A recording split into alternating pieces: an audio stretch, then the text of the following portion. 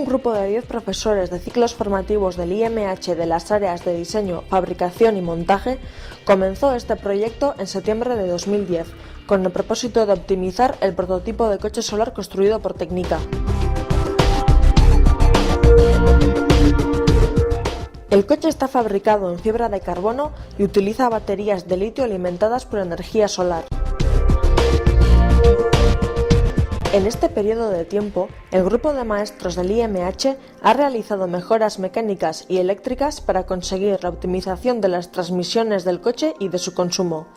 En su fase final, los alumnos del IMH participarán en otoño como pilotos del Eguzki Car del IMH en el Solar Race de Murcia. Los profesores del IMH han realizado las primeras pruebas. La prueba piloto que tuvo lugar en la pista de Mincheta fue un éxito, ya que la batería no se agotó e incluso fue cargándose continuamente.